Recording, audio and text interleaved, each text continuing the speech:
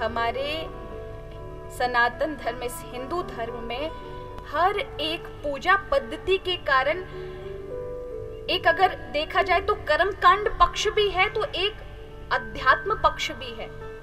यानी पूजा से आपको ये प्राप्त होगा, ऐश्वर्य तो प्राप्त होगा, लक्ष्मी तो प्राप्त होगी, लेकिन उसके अंदर एक दर्शन भी है कि ये क्यों करना चाहिए, ये हमें क्या संदेश दे रहे हैं कि हमारे जीवन में वो चीजें आए। हमारे यहाँ ब्रह्मा जी की सवारी कौन सी है? किस पे बैठते हैं ब्रह्मा जी? कमल के फूल पे पैदा हुए थे, हंस। वाह, जोरदार ताली बजा लो अपने लिए। हंस पर ना ब्रह्मा जी जो हैं उन्होंने सृष्टि को बनाया है। अब जिसने सृष्टि को बनाया है उसकी बुद्धि कितनी होगी? तो बुद्धिमान है, बुद्धिमान का प्रतीक है, बुद्धि का प्रतीक है ब्रह्मा जी। लेकिन बुद्धि किस पर बैठी हो? वाहन क्या है? हंस। हंस को कहा जाता है विवेक का प्रतीक। हंस के अंदर ऐसा महापुरुष और ऐसे साहित्य कहते हैं कि हंस के अंदर ये ताकत होती है, अगर दूध में जल मिलाकर उसके पास रख दिया जाए तो वो दूध को अलग कर देता है और पानी को अलग कर देता है। यानी विवेक का प्रतीक कहा गया है उसे। बुद्धि हो लेकिन विवेक, उसमें समझ होनी चाहिए, क्या सही है क्या गलत है, ये निर्णय लेना उसे आना चाहिए। देखिए, हर एक भगवान के स्वरूप के पीछे भी प्रतीक छुपा हुआ है, वो कुछ दर्शन करा रहा है, कुछ बताना चाहता है। आप शिव जी के मंदिर जाते हैं, सभी गए होंगे महाराज, सब शिव भक्त ही हैं। शिव जी के मंदिर जाते सबसे पहले आपको कौन मिलता है? नंदी।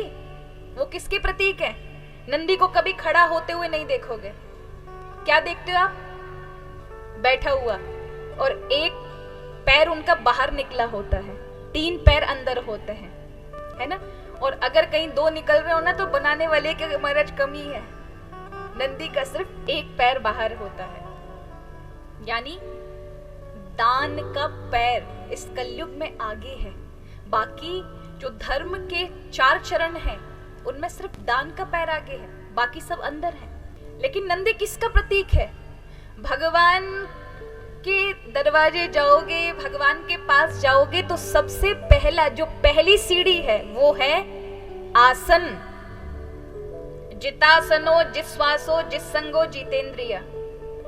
ये आप जो 3 घंटे बैठ पा रहे हो, ये किसके कारण बैठ पा रहे हो? आसन के कारण। अगर आप यहाँ बैठकर फिर वहां बैठ जाओ, फिर उठकर वहां बैठ जाओ तो महाराज कथा नहीं सुन पाओगे। माला जाप करने के लिए आसन बनाना पड़ेगा कि नहीं बनाना पड़ेगा? बैठना पड़ेगा। पूजा करने के लिए बैठना पड़ेगा, प्रार्थना करने के लिए बैठना पड़ेगा।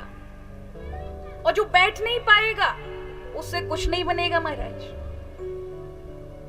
मैं 3 घंटे 4 घंटे बैठती हूँ, आप 3-4 घंटे बैठते हो, यानी हम दोनों आसन को जीतते हैं। आसन को सिद्ध किया तभी आप सुन सकते हैं।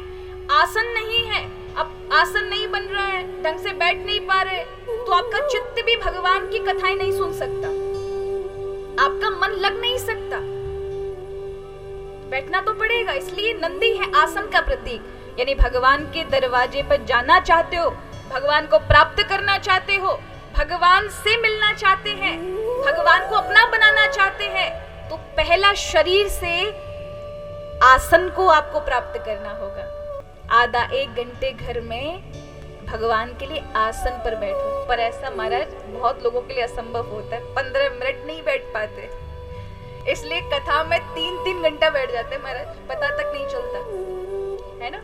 अब जैसे नंदी से आगे बढ़े तो क्या मिलेगा? नंदी से आगे क्या मिलता है? कभी आपने देखा है? जहां शिव जी होते हैं, और ये वास्तु कला के अनुसार शिव मंदिर में कछुए का होना भी जरूरी है। नंदी के सामने जो पुराने पुराने मंदिर होंगे उनके सामने कछुआ होगा। कछुआ देखा चलता है, कोई उसके पास आ जाए तुरंत अपना जो ऊपर कवच होता है ना उसमें अपने आप को छुपा लेता है ना। उसी प्रकार हमारी जो इंद्रियां हैं वो कछुए की तरह है, और जब भगवान की ओर आप सरकते हैं ना आसन से, आसन जीतते हैं, तो इंद्रियां जब भगवान की ओर लगती है ना तो धीरे धीरे जो इंद्रियां भाग रही होती हैं बाहर की ओर, आंखें कुछ अच्छा नजारा देखना चाहती हैं, कान इतने ऊर्जावान हैं, दूर दूर तक की सुन लेते हैं। पर्दे के पीछे कौन क्या बोल रहा है, दीवार के पीछे कौन क्या बोल रहा है, पड़ोसी के यहाँ से क्या आवाजें आ रही हैं, सारे दिन लगे रहते हैं। वाणी बोलने को तैयार है महाराज। ठाकुर जी की बड़ी कृपा है कि आप मौन होकर सुन लेते हैं, नहीं तो सुनना कोई चाहता नहीं है।